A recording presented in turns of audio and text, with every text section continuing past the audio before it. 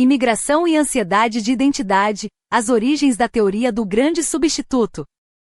By never replying, right? Just tweet out. That's actually the secret. And then thousands of people follow you. It's really weird, right? But every now and again, people would say something and I'd be like, I just have to reply.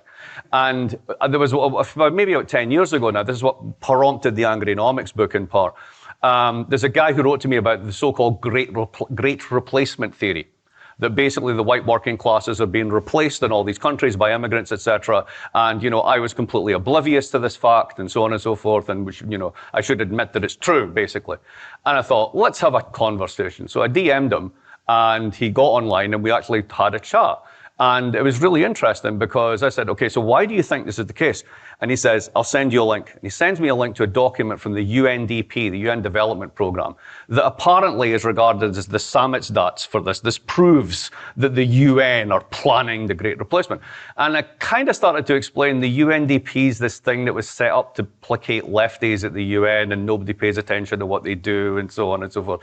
But clearly that wasn't going to work. So I thought, all right, let me try another approach. So I said, look, just think about the following, mate, right? What's an economy?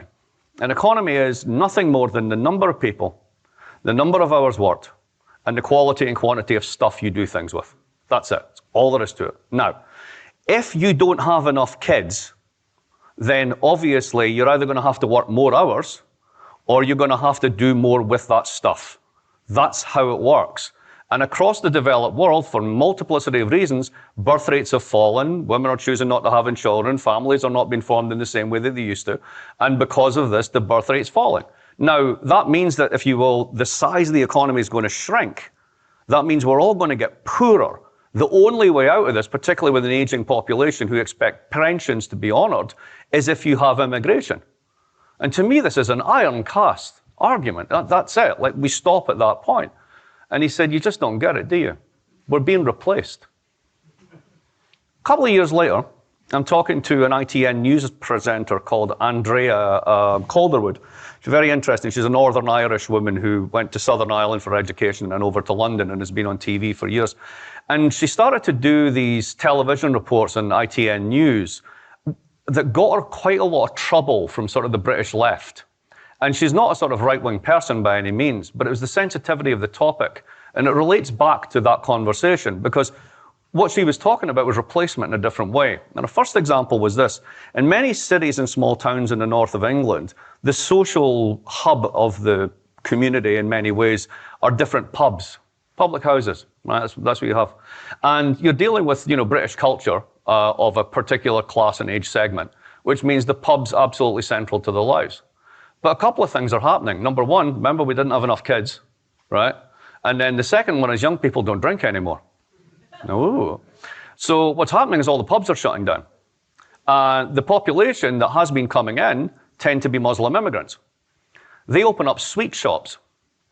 So you have a plethora of sweet shops and no pubs. We're being replaced. Right? Now, another example. Down in England, they play this very strange thing called cricket. You might have heard of it, right? Nobody else. The only other people who play cricket are other people who were colonized by England. It's just like, why would you do this? But anyway, it's a really boring game. But in the south of England, as opposed to the north of England, it performs a very important social function, which is all these little villages scattered around London and places like Buckinghamshire, etc. The cricket club is what everybody joins. And you can be totally crap at cricket. You might never even play it. But you pay £50 and that keeps the social institution going and people meet there, whatever. And when you have weddings, right, you do it at the cricket club. And that means all the money from the village goes through the bar. It basically becomes a kind of like check cashing agency. Everyone gets their social network from it, etc. All the rest of it. That's how it works, right? Guess what starts to happen? Those people begin to age out. You don't have enough young people. They're not playing cricket.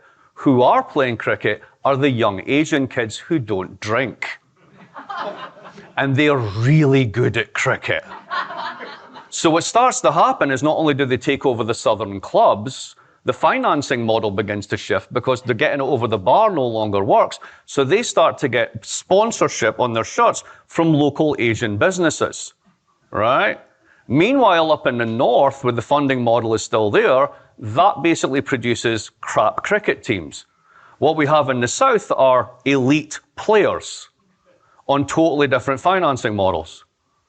We're being replaced. My point is, economics is always received through a cultural lens. What we do as economists and political economists, we talk about things like the rate of inflation. And we tell you things like, oh no, we've got the numbers, we've done the numbers on this, it's fine, it's going down. And you go to the supermarket and go, are you crazy? Because what you look at is the price level, and the price level never shifts down.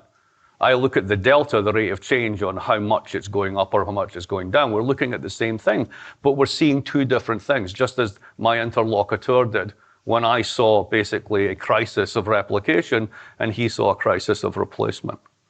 Now, I think that framing helps us understand grievance in a particular way, and it helps me think about how, as a political economist, I might say something perhaps useful about this issue.